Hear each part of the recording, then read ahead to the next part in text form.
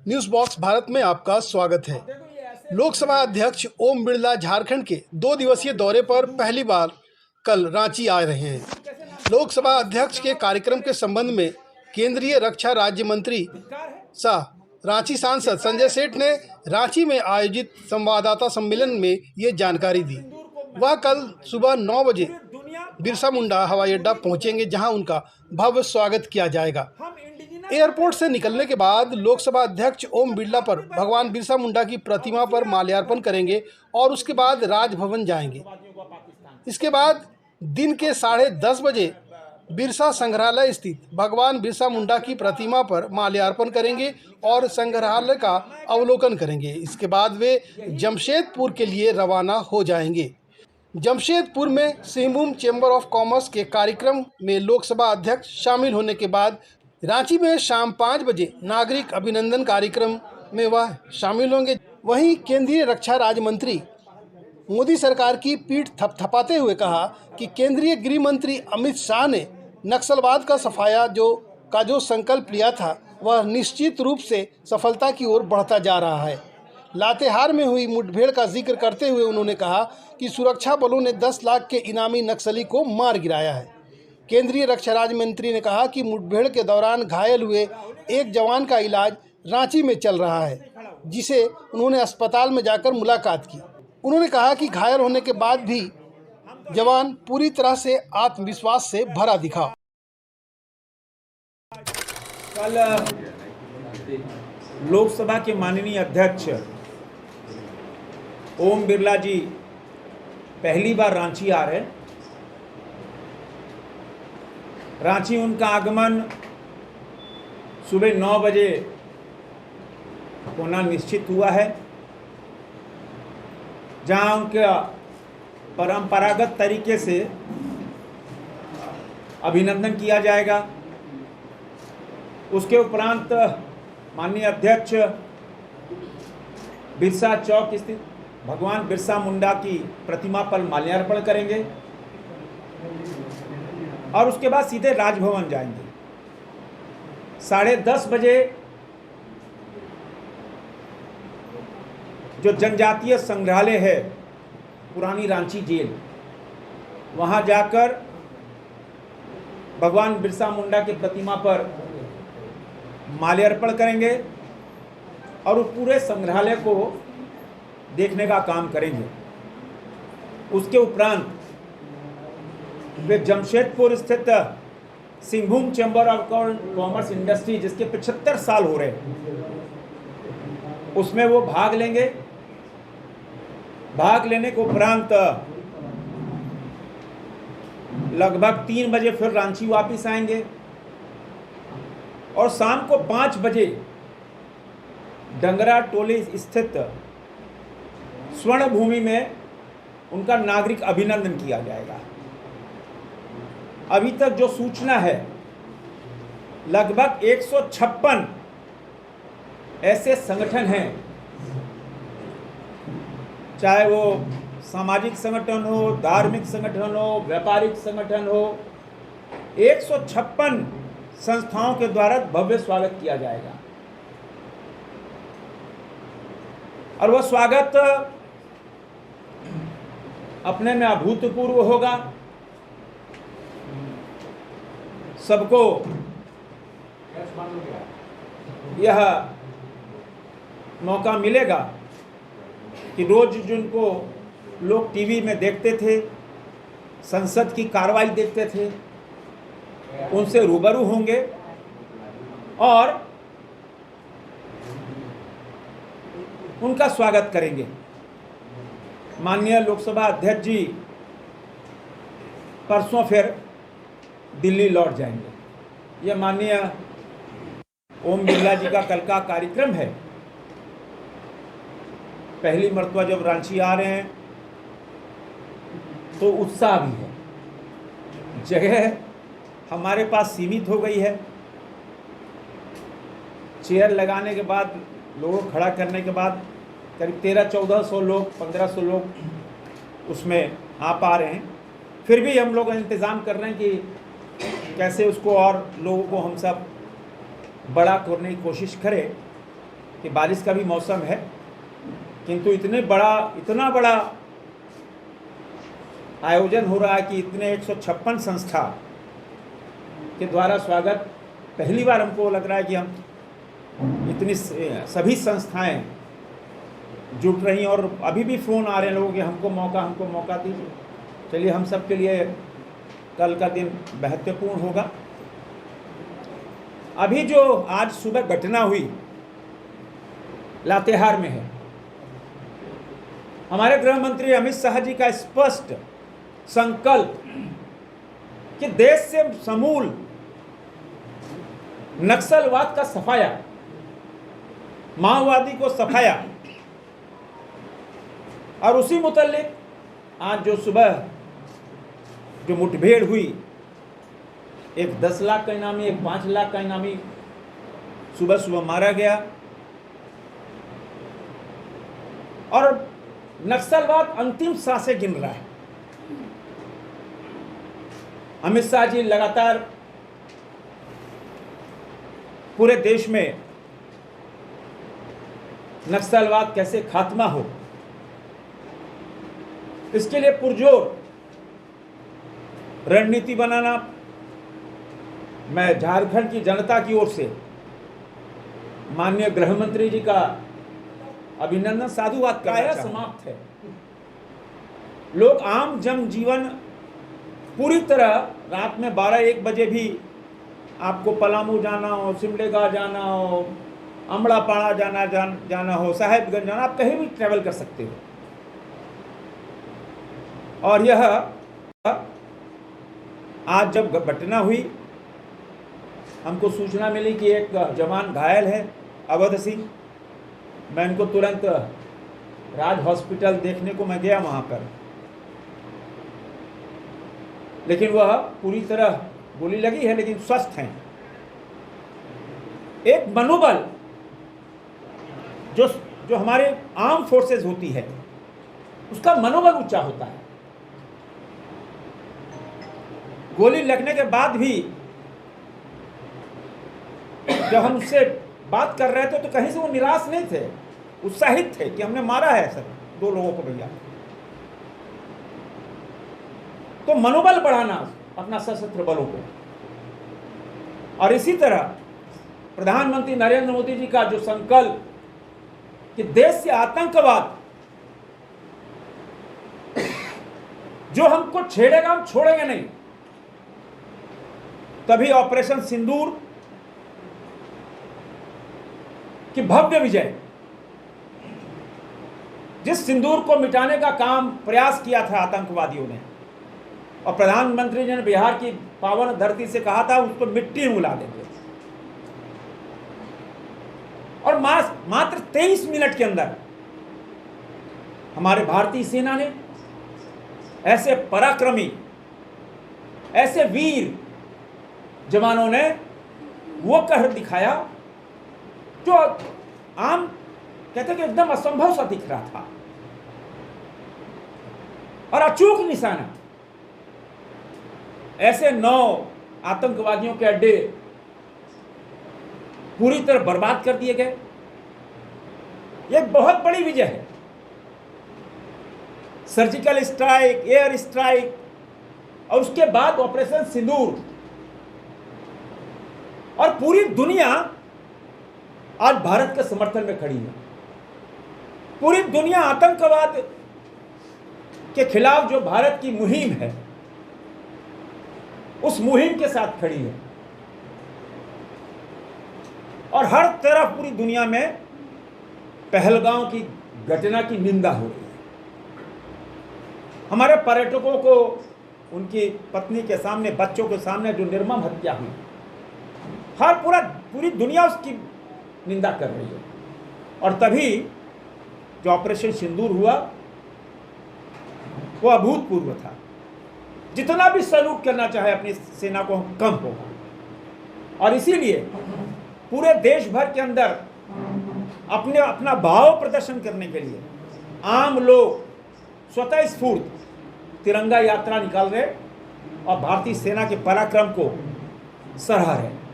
और तभी प्रधानमंत्री मोदी जी ने तीन जो संकल्प, पहला, भारत पर आतंकी हमला हुआ तो करारा जवाब मिलेगा। समय हमारी सेना तय करेगी, तरीका हमारी सेना तय करेगी, शर्तें भी हमारी होंगी। पहला, प्रधानमंत्री जी ने कहा एटम बम की भभकी से हम, और ये एटॉमिक बात करके आप धमकाना चाहते हो, आतंकवाद को बढ़ाना चाहते हो, तो हम डरने वाले नहीं हैं। तीसरा, हम आतंक के आकाओं और आतंक के सरपरस्त सरकार को अलग अलग नहीं देखेंगे, हम उन्हें एक ही मानेंगे। पाकिस्तान का स्टेट नॉन स्टेट नहीं चलेगा। अगर आतंक की एक भी घटना हुई आतंकवादी की तो उसको युद्ध माना जाएगा और हमारी पराक्रमी सेना पूरी तरह उसका जवाब देगी। देश प्रधानमंत्री नरेंद्र मोदी जी के उस संकल्प के साथ खड़ा है। देश भारतीय सेना के पराक्रमी वीर साहसी जवानों के साथ खड़ा है और झारखंड की जनता की ओर से मैं तीनों सेनाओं के ऐसे पराक्रमी जवानों को मैं सैल्यूट करना चाहूंगा और उनको बधाई देना चाहूंगा। अब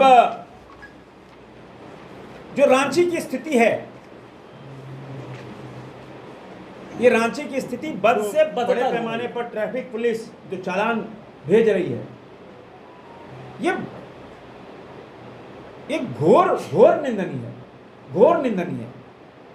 आजकल बच्चे सब कैरियर ओरिएंटेड हो गए, जा रहे कोचिंग जाते हैं, पढ़ने जाते हैं, स्कूटी खरीद ली लोन लेके, एजुकेशन लोन ले लिया बैंक से और पढ़ने, वो पता लगा 30,000 रुपये 25,000 रुपये फाइन आ गया। कहाँ से देगी?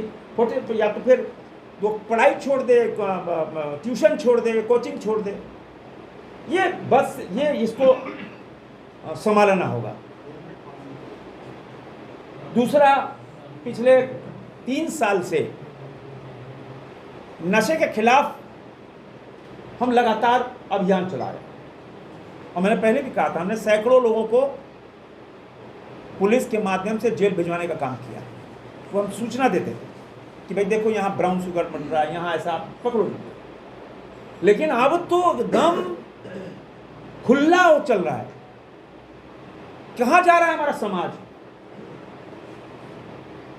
आप ऐसा कोई गली रांची का ले लीजिए, आपको ब्राउन शुगर उपलब्ध हो जाएगा। कौन प्रमोट कर रहा है? थाने की क्या जिम्मेदारी है? आप लॉ एंड ऑर्डर नहीं संभाल पा रहे हो,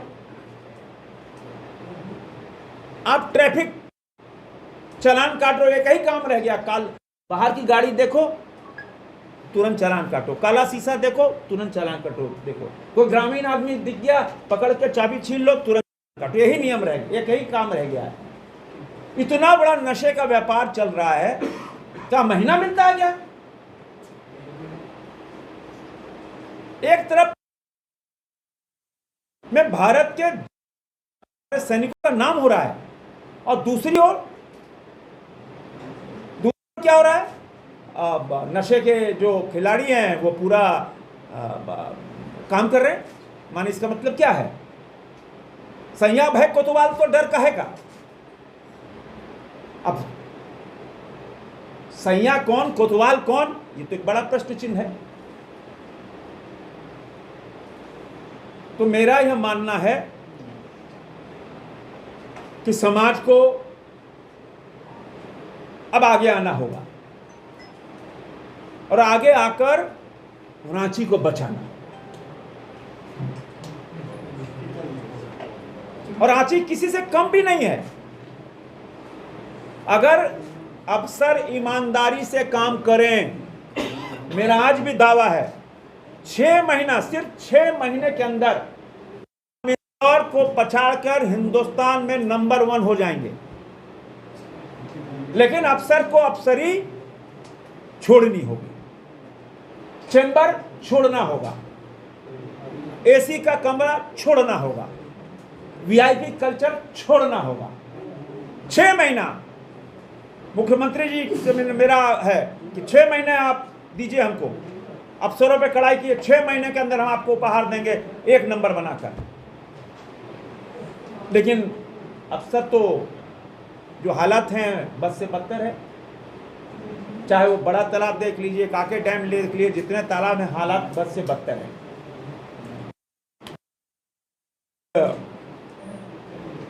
इन 3-4 विषयों पे हमको चर्चा करनी थी, क्योंकि पिछले 1-1.5 महीने से मैं भी ज़्यादा व्यस्त था। फिर भी रांची एक दिन के लिए आता था, किंतु रांची के लोगों से मेरा आग्रह है, बहुत पीड़ा है। 25 साल हो गए हमको। इन 25 सालों के अंदर 18 साल में आदमी वयस्क हो जाता है, एडल्ट हो जाता है। हमको 25 साल हो गए। तो रांची के नागरिक, मैं तैयार हूं सड़क उतरने के लिए। रांची के नागरिक प्रण लें, एजेंडा तय करें। रांची के नागरिक अगर अफसर नहीं करते, रांची के सामाजिक संस्था, व्यापारिक संस्था, धार्मिक संस्था तय करें कि 6 महीने के अंदर चलिए हम सब एकदम सारे भेदभाव बुलाकर एक मंच पे आकर रांची को 1 नंबर शहर कैसे बनाएं को पछाड़कर हम तैयार हैं। और इसीलिए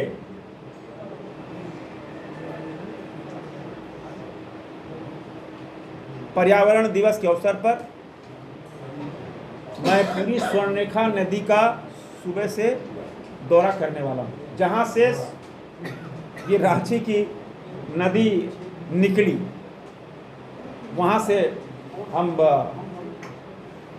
जो एक्सपर्ट्स हैं उनको हम बुला रहे हैं, कैसे उसका सर्वे करें। पहले हम दौरा करने वाले हैं और उसके बाद आपसे हम शेयर, क्योंकि अब पानी जो है सिर के ऊपर से जा रहा है। आज जब सब का में था, अभी मैं जब सिंगापुर, कोलालमपुर, लंकैया में थे तो हर जगह फोन आ रहे थे कि भाई पानी नहीं आ रहा है, 5-5, 6 दिन से। हमने फिर अफसरों से पूछा पानी क्यों नहीं दे रहे हो? बोले सर पानी का बिजली नहीं है। अभी तो गर्मी का एहसास ही नहीं हुआ इस बार, मानो तो गर्मी आ ही नहीं, तब यह हाल है। अब अधिकारियों के कान पे जू कब रहेंगी? क्या हम लोग सड़क पर उतरे? लगातार अधिकारियों को,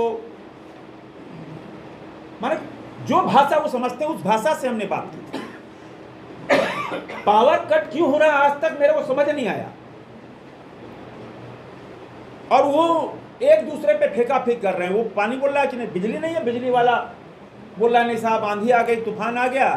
तो इतना छुई मुई हो गई कि भाई जरा से आंधी में घंटों घंटों।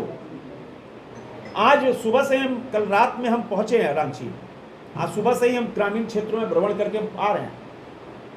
ग्रामीण क्षेत्रों में कहा कि 3 दिन से लाइट ही नहीं आई। शहर की हालत तो आप सब गवाह हो कि 24 घंटे के अंदर 12-12, 15-15 घंटे अंदर पावर कट चल रहा है। ये राजधानी की हालत है। तो ईचागढ़, सिल्ली और बुंडू और तमाड़ और सिमडेगा का कौन पूछने वाला है? तो अधिकारियों को एकदम सीधी चेतावनी, एकदम सीधी चेतावनी कि आप नहीं सुधरोगे तो हमको सुधारना आएगा, क्योंकि हद हो गई। गर्मी पड़ी नहीं और बिजली गायब, पानी गायब। आज से 15 दिन पहले मैं टांके डैम गया था, अधिकारियों को मैंने बुलाया था। क्या स्थिति बना दी है टांके डैम की? पानी कहां से आएगा? हालात बद से बदतर हो रहे हैं। एक तरफ रांची को प्रमोट कर रहे हैं कि भाई रांची 1 नंबर हो जाए स्मार्ट सिटी में, तो कैसे 1 नंबर होगा? कैसे इंदौर को आप पछाड़ोगे? जब आप रांची वासियों को न पानी नहीं दे पा रहे हैं, बिजली नहीं दे पा रहे हैं, सफाई नहीं हो पा रही है, कहां से होगा? आज से साल भर पहले मैंने जो जिस सड़क का शिलान्यास किया विधायक लोग साहब, वो बन नहीं रही है। हमने पूछा भाई टेंडर हो गया, हमने शिलान्यास कर दिया, सब कुछ हो गया। बोला भैया क्या करें, तो पैसे सब सरेंडर करा लिया गया है। अब बताइए, आप सांसद और विधायक गाली सुने स्मार्ट सिटी में, तो कैसे एक नंबर होगा? कैसे इंदौर को आप पछाड़ोगे जब आप रांची वासियों को न पानी नहीं दे पा रहे हैं, बिजली नहीं दे पा रहे हैं, सफाई नहीं हो पा रही है, कहां से होगा? आज से साल भर पहले मैंने जो जिस सड़क का शिलान्यास किया विधायक लोग साहब, वो बन नहीं रही है। हमने पूछा भाई टेंडर हो गया, हमने शिलान्यास कर दिया, सब कुछ हो गया। बोला भैया क्या करें, तो पैसे सब सरेंडर करा लिया गया है। अब बताइए, आप सांसद और विधायक गाली सुने।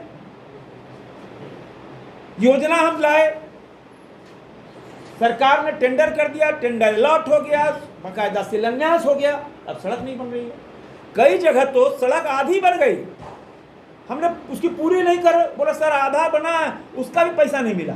हमने कहा नहीं मिला, बोला सब पैसा तो मैया योजना में चला जा रहा है।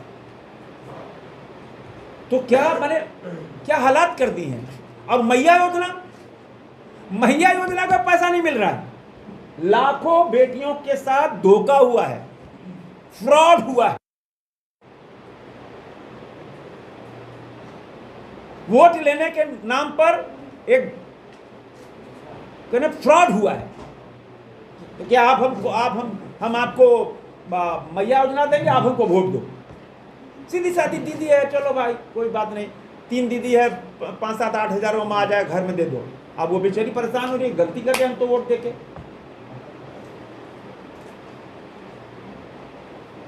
अब वो पछता रही है कि हाँ भैया गलती हो गई, अब तो मोदी के दे वोट हम। तो ये हालत बना दिया है राज्य के अंदर। अब पानी की समस्या हम जल्दी, अभी आज ही नगर निगम के सीईओ को बात करेंगे कि जल्दी इस पे बैठक करें। माननीय मुख्यमंत्री जी भी नहीं है, वो आते हैं, उनसे हम अनुरोध करेंगे कि अब हालात बद से बदतर हो रहे हैं। राजधानी को पानी कैसे मिले, बिजली कैसे मिले, इस पे कोई दीर्घकालीन योजना बने। और एक और, आज सुबह में ग्रामीण इलाकों में तो हनुमान जी से फोन आया, कम से कम 150 फोन मेरे पास आए कि थाने के लोग गाड़ी पकड़ कर रोजाना 5 से 10 लाख रुपया वसूल रहे हैं सिर्फ ट्रैफिक चालान के नाम पर।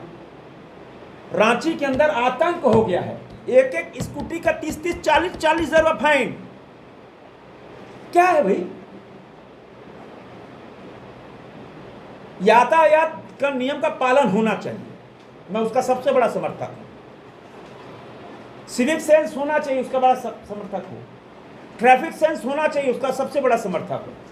किंतु उसकी आड़ में आप स्कूटर वाले को, मोटरसाइकिल वाले को, स्कूटी वाले को, एक बेटी जा रही स्कूटी से, उसके अगर 30-40 हजार का फाइन भेज दी, कहां से होगा? एक तरफ अमित शाह जी आतंकवाद खत्म कर रहे हैं, नक्सली खत्म कर रहे हैं, माओवादी खत्म कर रहे हैं, दूसरी ओर आप ऐसे लोग जो हैंड टू माउथ हैं उसको 30-40 हजार का फाइन कर रहे हैं। ये आतंक बंद होना चाहिए। Bureau report, news box Bharat, Ranchi.